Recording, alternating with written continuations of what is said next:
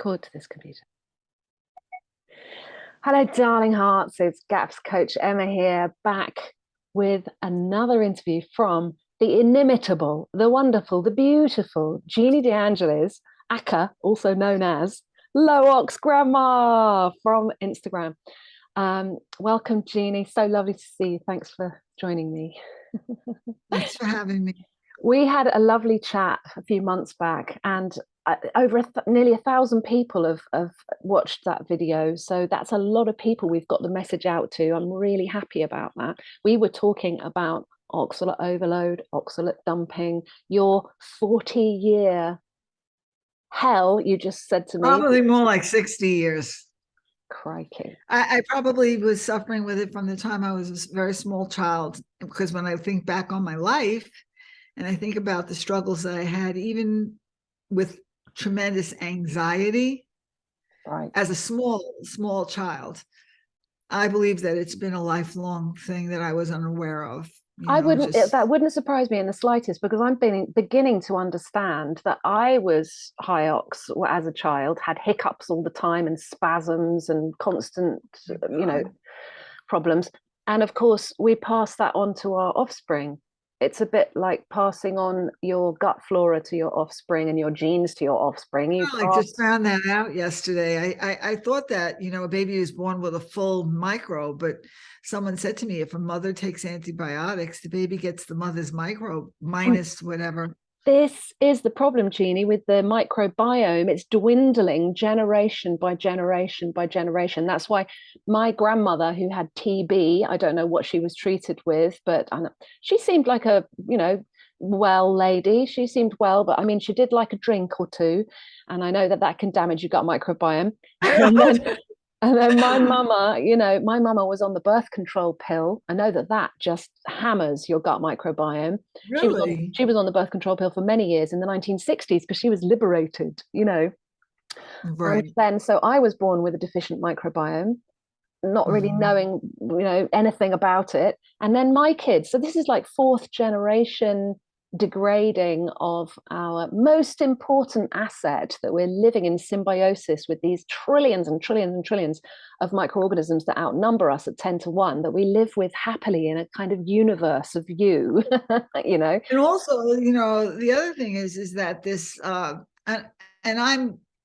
like clean, but I think that these antibacterials are also doing a lot of damage. Everybody's kids, I have people in my family that all they do is constantly wash their hands. And I know that getting out in the dirt is great for your microbe, correct? I've just been out in the garden. Look at my lovely dirty fingernails. I love it. I've been weeding and doing, I just got in, I just give my hands a quick rinse, I didn't, so yes, absolutely. We need the bugs, the dirt, the dirt, the soil is so important, isn't it? The people have these antibacterial sprays in the kitchen that they're using all the time. When I was little, on the television, there was an advert for Domestos, I think it was like, kills all known germs, dead. And actually, on the bottle, it says 99.99% of the germs are going to die. Okay, what happens to that 0.01 or 0.1% of the germs? They mutate or into the balance, right? Or the balance. Right, or the balance that's needed. So if you're killing off one thing, you're creating an imbalance. Exactly. I'm not a scientist, but I think it makes sense. It totally makes sense. And those are the bugs that will mutate eventually into the kind of flesh-eating MRSA superbugs that they have in the hospitals. That is what is happening. I had C. diff. I had C. diff. The C. difficile. Yeah. I had been so sick from. Yeah, I had been constantly sick with the UTIs, which this whole oxalate picture is all connected. Okay, I believe that. And you end up with UTIs, you have to go on antibiotics to kill the UTIs. The UTI kills more of the microbe, and you just go round and round, and it kind of is like circling a drain, into the sewer in a way with your life. And that, now that I know more about oxalate, and I realize that oxalate prevents infection from healing. So people have these infections that they can't get rid of, Lyme disease and, UTIs and C. diff, and they just can't get rid of it. It's because the oxalate is preventing the immune system. That's one of the reasons. It kind of surrounds the bacteria. I think that's how it is. And your immune system can't deal with it. So I had C. diff for 2 years. Oh, it didn't go away. Baby. And they kept giving me the strongest antibiotics. This is why I'm a mess. They kept giving me vancomycin, which is the strongest antibiotic that they have, and it wouldn't kill it. Every time I would stop the vancomycin, it would come back. So what he ended up doing is we ended up having to go with my husband. Like I said, good thing I like him. And we went to this doctor in Montefiore Hospital, and he did, it's actually done like a colonoscopy. They take a little bit of the stool, and I'm sure my husband's microbe's not perfect either. So they were helping me get rid of the C. diff because he probably had more bacteria than I did to deal with it. And they gave me a, it's like a colonoscopy. They actually put the stool into some saline and they actually like spray it into your intestines. It's like a fecal transplant, if you like. You're taking somebody else's microbes and putting them into you to see. Yeah. Well, on GAPS, we sometimes do enemas with sauerkraut juice or enemas with some kind of probiotic cream, or, you can actually, if people can't eat this way because they're burnt or they're hurt or something, you can actually feed people via the colon with an enema. You could put stock in an enema. Honestly, I promise. All right, but so okay, let me ask you a question about that. So if you're having a problem with histamines and it's fermented food, if you do it that way, it bypasses the body to have a histamine reaction? Interesting. I don't know. I haven't explored that question. That's a great question, Jeannie. Because yeah, I was having my kefir party, I was in kefir heaven, but I'm having, but this is part also of the oxalate issue. Oxalate affects histamines and mast cells. So like I said, I'm just waiting for it to pass. I believe it will pass because so many things that I've had wrong have corrected themselves as the oxalate, as I go farther and farther along in the oxalate journey. Things are getting better and better. Thank they're heavens. getting better. Amen. It's a blessing. It's a miracle. And like I said, I've said to you prior, in our prior discussion, there's a lot of people that are really unwell, that something as simple as getting rid of this plant food and this nuts and seeds that everybody's overdosing on. Just think of what you said. It was so important what you just said. You said about how the microbe is slowly being destroyed, right? And then we're indulging the plant food craze is getting more and more popular. So people are eating more and more of these oxalates that in the past we actually had a bacteria to deal with it. Yes, this is the thing. This is that's an important point. I'm going to just note that down, actually, the oxybacteria. We'll talk about that later. Oxobacter for formagenes, is that how they say it? I'm not into this, right? I'm from Brooklyn. I just say things, whatever, that bacteria. But the thing of it is that bacteria, it can be killed really quickly, like a couple of doses of antibiotic and nobody has it anymore now. I don't want to scare anybody, but if your kid had an ear infection and they took one dose so now you have a 6-month-old that doesn't have the proper bacteria to deal with this, right? Yeah. Then we start piling on all these oxalates and everybody's gut is getting destroyed. It's getting absorbed. And like we get to the point with one of the reasons that we were going to have this discussion was about the autism thing. Autism rates are going all the way up. And they're finding that people that are on the spectrum have higher levels. I think it's 3 times higher. I think the name of it's the Autism Oxalate Project, which was, Susan Owens's baby. Now, I don't know all the science of it, and I don't propose to, but I did find out because of oxalate that I too am on the spectrum. Right. Tell us the name of that lady again, would you? And the name of her group? Her name is Susan Owens.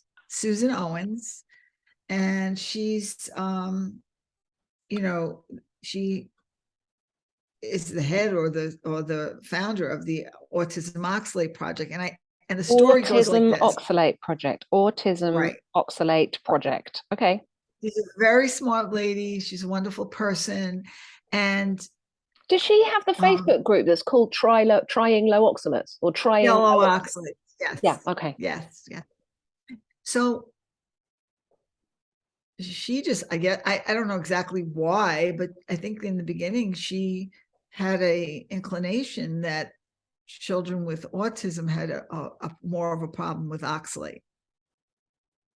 So I think the story goes that she went and she tried to get, I guess, researchers here in the States to, you know, isolate kids with autism as opposed to children that were neurotypical, and test their urine or whatever, their blood levels or whatever, to see if the autistic children had higher levels, you know, the neurodivergent kids that would have higher levels of autism in their blood. And she couldn't find anybody here. I think that's how the story goes. So she went to Germany, and they did the study, and they found out that people on the spectrum have higher oxalate levels, 3 times higher than neurotypicals. Now, I have to preface what I'm saying with saying that doesn't mean that if you're not autistic, that oxalates are any better for you. You know, you might not be autistic, but you can still have arthritis, breast cancer, bad eyes, bad ears, bad thyroid, bad body. If you're totally neurotypical, doesn't matter. Still the same. I'm not saying it's the same, but the way that it affects people with autism, you know, autism is now the, you know, the mantle title for all spectrum disorders. So it's no more Asperger's or ADHD. It's all considered autism spectrum. You just fall in a different place on the spectrum. And for me, that is really, you can call it what you like, you know, neurodiversity or whatever you want to call it. For me, it's all poisoning, not only from oxalates, but from having leaky gut and then a river of toxicity running from the gut to the body, and the body not being able to excrete its own metabolites of toxins and the other environmental toxins that we just breathe in or put on our skin, or you know, so what they find with sometimes with you know, I can just use my own life as an example. I had tremendous problems, and they ended up taking, you know, doing a genetic test and finding out that I had MTHFR, and, you know, that's a methylation problem. So people that can't detox well, that's one thing. So what you're saying is, yes, autistic people, a lot of times their B vitamins don't work perfectly. So you need B6 to deal with oxalate and stuff like that. So it is poisoning, but there's also a genetic component with it. You know, I'm not saying only, but I'm saying that we've got a perfect storm, unfortunately. You know, so if you had, let's say, a B6 problem, and you maybe had MTHFR 100 years ago, it wasn't gonna do the damage that it's doing now because of antibiotics and antibacterials and plant crazes, where people, like, you know, Sally's article on seasonality. If you're going to eat spinach every day of the week for 365 days a year, you're not giving your body a chance to get rid of this oxalate, right? Exactly. So for me, what happened was, now that I know what I'm looking at, okay, so now I just want to also say that people have this impression that autistic people are all like the same. You know, they're all, I don't know what the impression is of it, but autism is a spectrum. It's almost like, I like to say, it's almost like playing lotto. You can have any combination of the numbers, right? And you can also have any comorbidity with it. So some people have comorbidities that make their autism look like something else. For me, because I'm articulate and because I am social, which is how female autistics present most of the time, they do what they call masking. So they kind of like assess the situation, and then they kind of adjust to behave a certain way.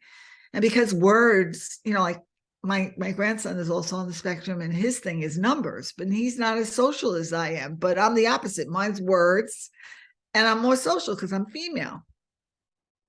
Anyway, so it's almost like with females, they don't really look for it in females because it presents so differently from like a little Caucasian boy, you know, that, you know, has no bladder control and doesn't speak. You know, if you're not that, you're not autistic. So nobody would even believe it.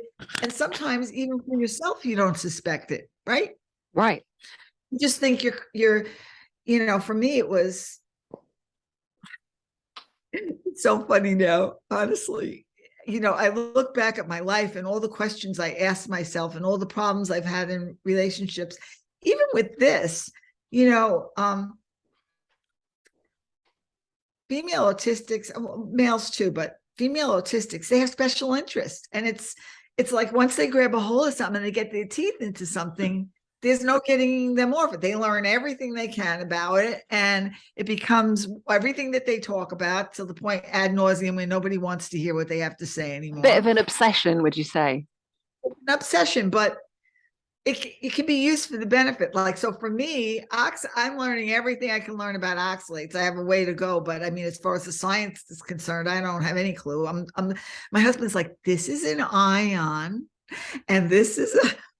And he's trying to explain to me the actual science. I'm like, okay, because I'm like an artist. I write and I paint, and I'm like, okay, the left side of my brain isn't working the same as the right side. But what was my point? And they talk a lot.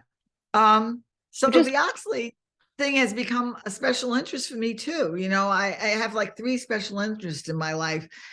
Over my life, like politics also. I was very into politics. I'm still am, but I became like, I wrote like, I think 3,000 articles, like, and it's like, who does that? I go back and I look at it. So now I'm into the oxalate thing, and I want to find out every jot and tittle that I can. So what happened was I mean, we talked about it on the last time. I actually like poisoned myself trying to keep myself from having this particular problem. I had 2 gynecological operations, and the first one failed. So when I had the second gynecological, all along I had been having this problem, but this is what got me to the point where I was so sick that I actually had to figure out or I was going to die. Second gynecological operation, I was dead set on making sure this didn't fail. So I went crazy with high oxalate foods. I got so sick. I mean, I was really poisoned. I mean, I was probably poisoned up to that point, but I was like a glass. Tell everyone what you were having. What were you having? Come on, tell us, Jeannie, what were you eating? Thinking you were doing yourself a favor, thinking you were going to win. I was doing every single thing that you could possibly do wrong for as far as oxalate poisoning was going. Okay, I was high megadosing on vitamin C. Megadosing. Okay, now we do know that vitamin C metabolizes into oxalate in the body. You don't need, I mean, I think 100 milligrams is the most that you need. It turns into oxalate. I don't think a lot of people are going to know about that. Yeah. That's a big eye opener. Right. That's a big eye opener. I was doing that because my first surgery failed because of constipation. So I didn't want to be constipated anymore. So I was making big pots of Swiss chard and beans and sauteed spinach. And I was taking mega doses of vitamin C, and I was taking Miralax, which also, you know, it's not good for oxalate. That's as much as I'm going to say. Okay. I don't think we know what Miralax is in the UK. What is it? A kind of laxative, Miralax? We don't have that in the UK. I don't think. It's that granular one that you mix in with a drink and you drink. It's okay. I think there's a name for it in Go Lightly. Is that what they call it in the UK? Oh, I don't know. Okay. I don't know. You can look into it. I was, making all kinds of I was juicing. I was juicing celery juice. I was doing anything to try to keep myself going. Okay. And I could not go at all. So it was having an opposite effect. I was eating beets like apples. I was baking them in the oven like big beets and eating them. Oh, this is great. I completely cut out all dairy, which we know we need dairy in the intestines to absorb some of this oxalate that's going through. So then it just hangs out and it goes on a mission throughout your body, right? I ended up with gastritis so bad. I ended up with vulvodynia so bad. I ended up with vertigo so bad that I was in front of the hospital grabbing the waste paper basket, vomiting into I'm like, oh, baby, you know. Oh. And then but back to we don't want to get off track, back to the oxalate thing. I was off the charts in autism symptoms. See, because oxalate is a neurotoxin, okay? So if you already have a neurological disorder that's genetic or whatever, all this does is aggravate it. I was picking at my skin, which is stimming, which autistic people do. They stim, some people rock, some people is.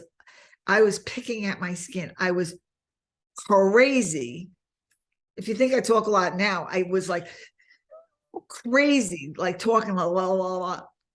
And my husband said to me one day, honey, listen, I don't want you to get upset with what I'm saying, but I'm going to tell you something's not right. He said, you're acting.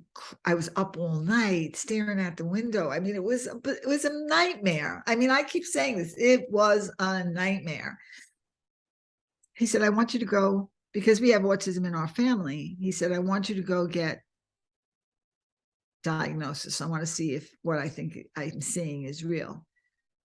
People, there's people in my family, they're like, oh my God, now Jean thinks she's autistic. They don't, I gotta tell you, a lot of them have some problems they need to have dealt with. But anyway, yes. Oh yeah. We got all those special needs. And my mom, I mean, now I look back, genes are so crazy. I remember my grandfather, okay? And my grandfather on my mother's side. My grandfather on my mother's side used to like wrap himself in a sheet when he went to bed. Like that's all sensory. He would line up the little pieces of the, that he would do the same ritual every day. I'm sorry to the people in my family. That's not normal behavior, okay? And then my mom, now that I know what I'm looking at with me, she was the same way. She was a PANDAR, which is pediatric autoimmune neurological disorder, which I am. My mother had rheumatic fever as a child, which is probably, she had that strep germ her whole life, which caused behaviors in her and everything. So do I. So my diagnosis opened up my eyes to a lot of things, but the most important thing it opened my eyes up to was oxalate. Because a lot of times autistic people eat the same, like little kids, they'll only eat French fries or potato chips or white food or whatever. It has to be a certain texture. When I finally figured out what was wrong with me, and I found that out through the vulvodynia mainly, because I looked up, my mother had the same problem. My mother had the same problem. She had vulvodynia, she had breast cancer, and she died of pulmonary fibrosis, which we now know has an oxalate component because it causes sarcoidosis of the lungs. It causes scar tissue. Am I going too fast? No, I'm keeping up very beautifully. I'm sure everybody else is as well. So I apologize. No. Anyway. All good, Jeannie. Okay, so I look back at her, I look back at my grandfather, and I see the spectrum there. And now I look back at my whole life. I see it in my life. I see the things that I struggled with even since I was a baby, like separation anxiety, I mean, OCD, all kinds of stuff. Well, anyway, when I ended up with the vulvodynia, where I was laying on the couch with an ice pack between my legs, just crying. And my husband's like, oh my God, when I went on the low ox diet for the vulvodynia, my autism symptoms, the symptoms that drove my husband to tell me to go get a diagnosis, began to resolve themselves. Wow. So there is a very strong connection between oxalate and any kind of neurological disorder. Now we know everybody, the big thing, the oxalate deniers. Oh, there's no studies, there's no studies for this. There's no study for this. I'm a study, okay? I had everything. You want to use me as your lab rat? Use me as your lab rat. I said this the other day, and it's the truest thing I can say. I had everything and I have everything. And the only thing I'm not saying genes aren't part of it, but it's being fixed by getting the oxalate out of my life, getting the neurotoxin out of my life. Things are getting better, including, children with autism have a problem with sulfur intolerance. It's like the when you look inside a machine and you see all the gears, it's like the gears don't work right. My sulfur is much better. I stunk like my husband, like, is that you? How could somebody that takes 2 showers a day smell like that? It was horrible. Is that, what's that, sulfur coming out of your body, was it? What was that? Sulfur, toxins. I don't know what it was, but I couldn't go near any like MSM. I couldn't go near anything that was, I could eat like cabbage and stuff like that, but something was a glutathione. If I tried to take that, MSM is methyl sulfonyl methane. It's that sulfur white powder supplement that people take. So, but also Epsom salts, which is what we do on GAPS. Epsom salts are magnesium sulfate. So that's another sulfate issue. So what happened if you had a salt bath? Did you feel terrible afterwards, or just there was a smell?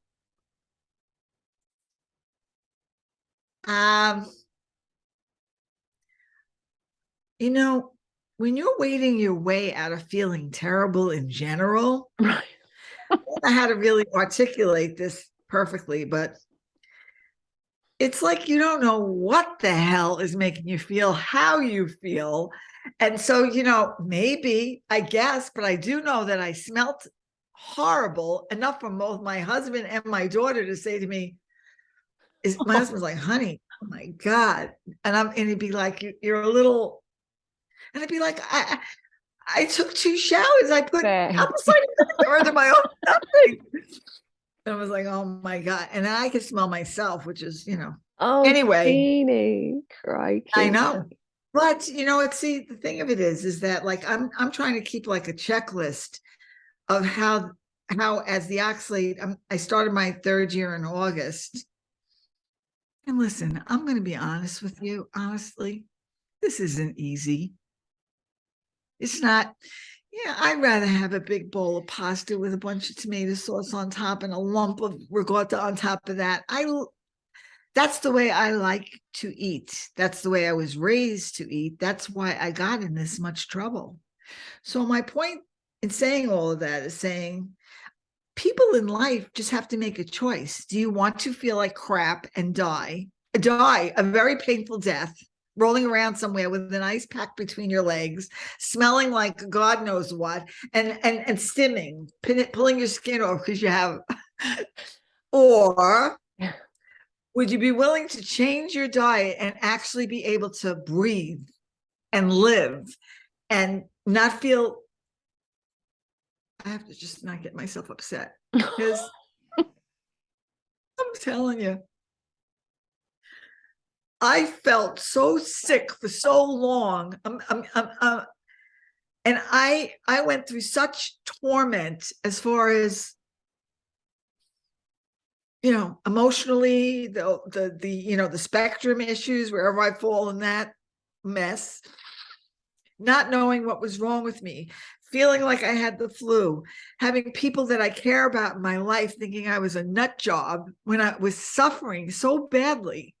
Operation after operation, back into the operating room, back into the operating room again.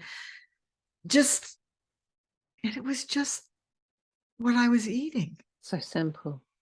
It's criminal. that this information is not out there being promoted by the mainstream, and information like that needs to be out there in all of the so-called healthcare services.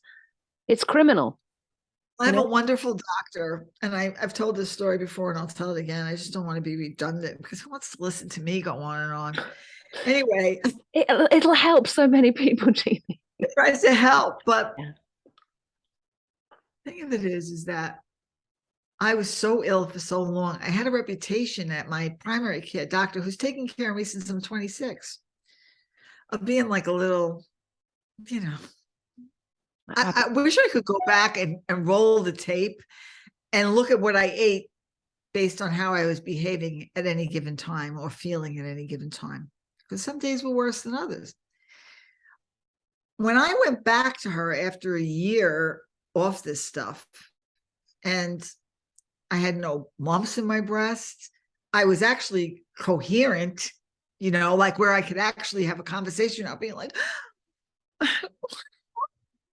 you know, she was so amazed that she was like, and she still is, she's like gobsmacked completely. She's like, Jean, I don't know, this is total transformation.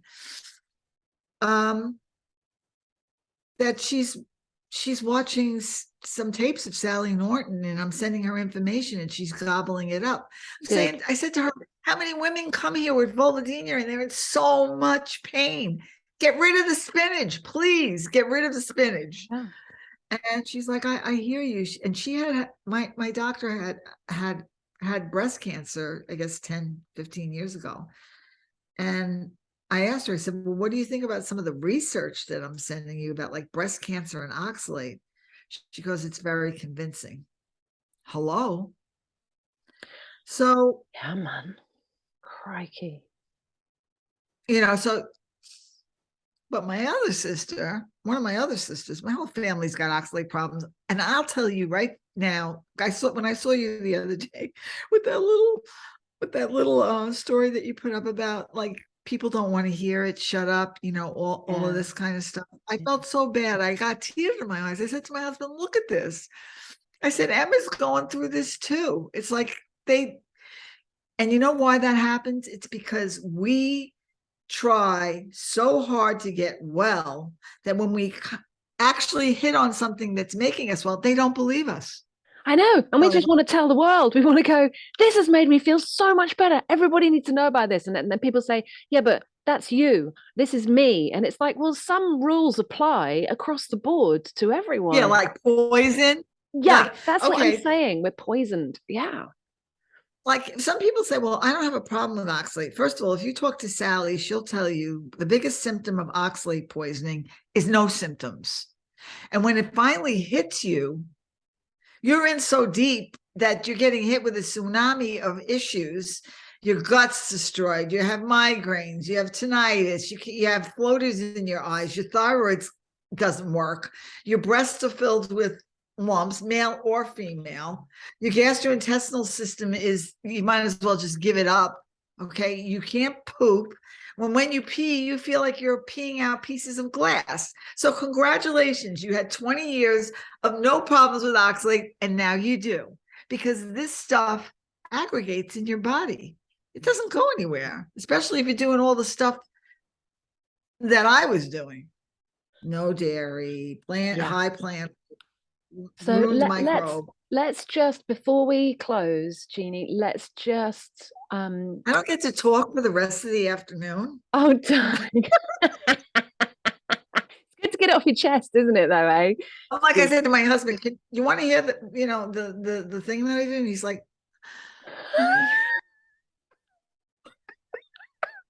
I know, all my family is so bored of me. They're like, oh my God, Mum, not oxalates again. It's like, are you paying attention? You need to really pay attention. Seriously, it's life or death.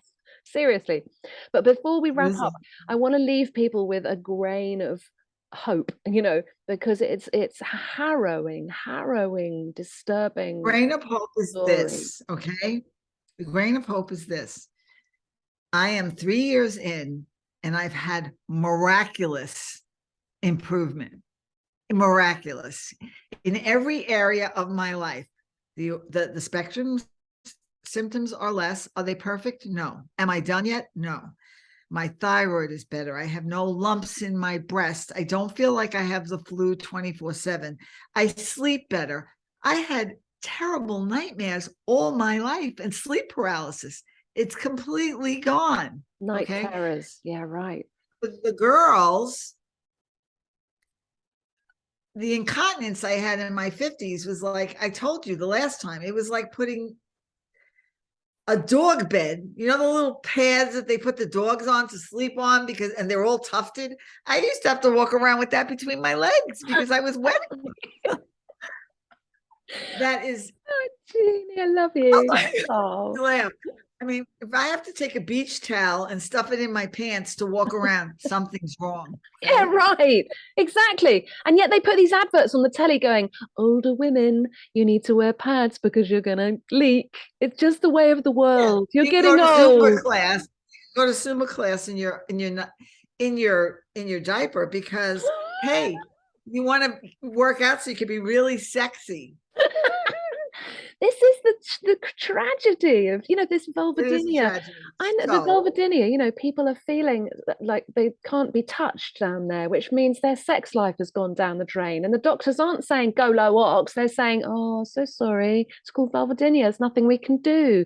And it's breaking up marriages, and people are, you know, and that is the creative force of the universe. Love and erotic love is what makes the world go round, surely. And that it's getting just cut short by this ridiculously simple thing.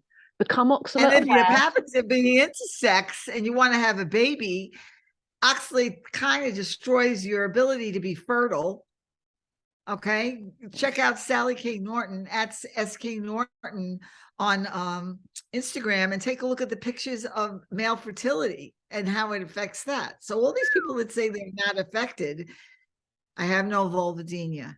I haven't had a UTI, which I had every 2 months for the last 20, since I'm 30. I haven't had a UTI in almost 3 years.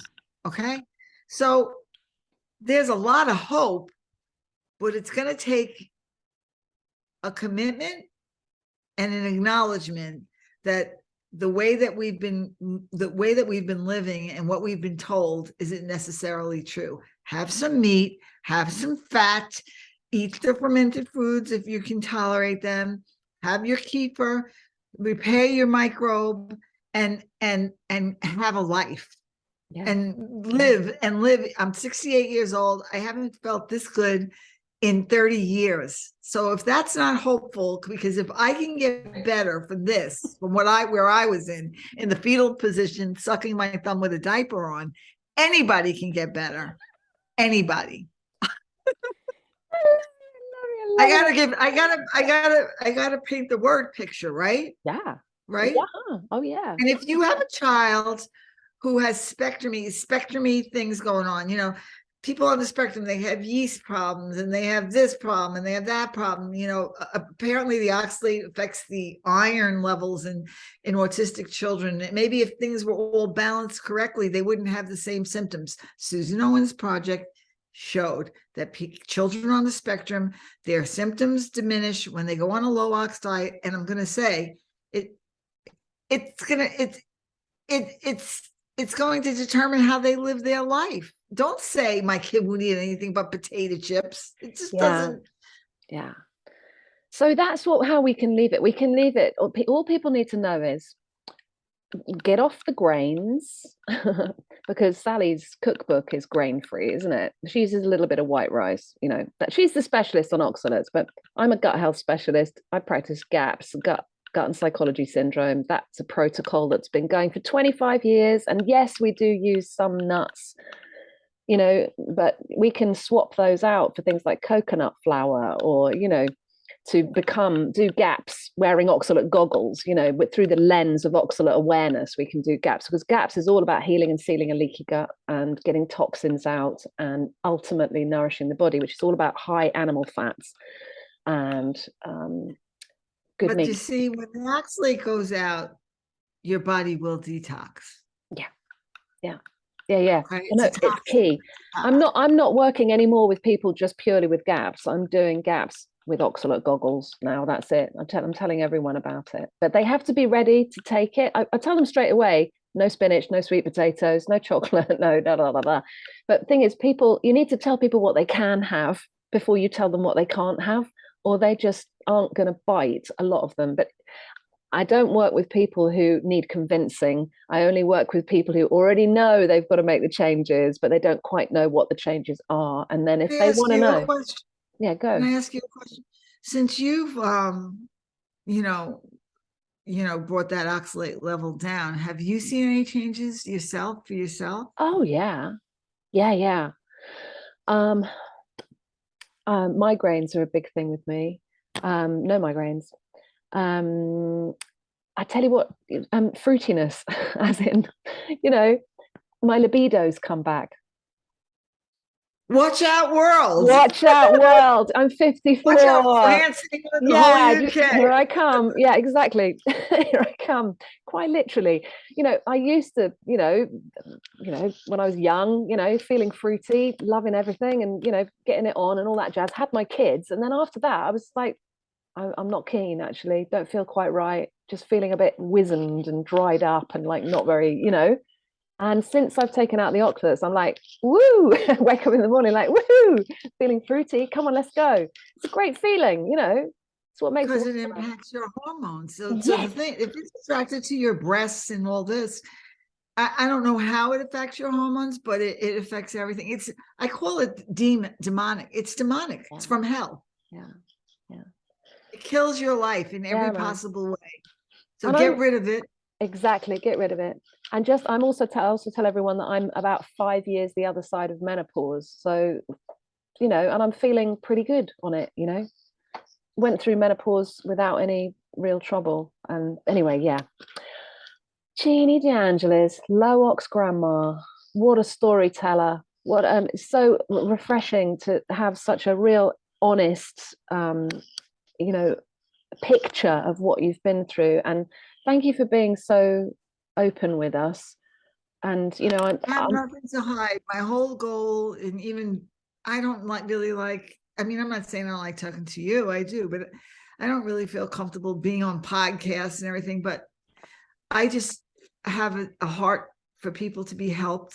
Yeah. And I feel like something so simple could make people feel so much better. No medicine, no doctor, no nothing. Just slowly cut this stuff out of your diet and change your life. That's it. Yeah. Beautiful. It's so simple, really. So simple.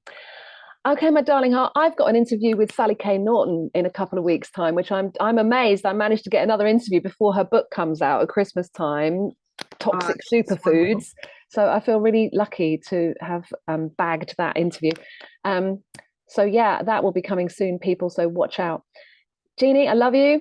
If anybody wants to find out more, they can go to Low Ox Grandma on Instagram. And there's also be bombarded with weird memes and stories. I'll bombard you with information. I'm not joking. She posts about 18 times a day. She's prolific and it's really interesting and fun. It's a spectrum. What do you want? I mean, it's just like part of my OCD. I love it. When it goes away, I'll have one every 3 months. When it goes away completely, I'll be like, where's Low Ox Grandma? Her OCD went away. God bless you. I love you. Lots of love. Love you too. Bye. Bye-bye.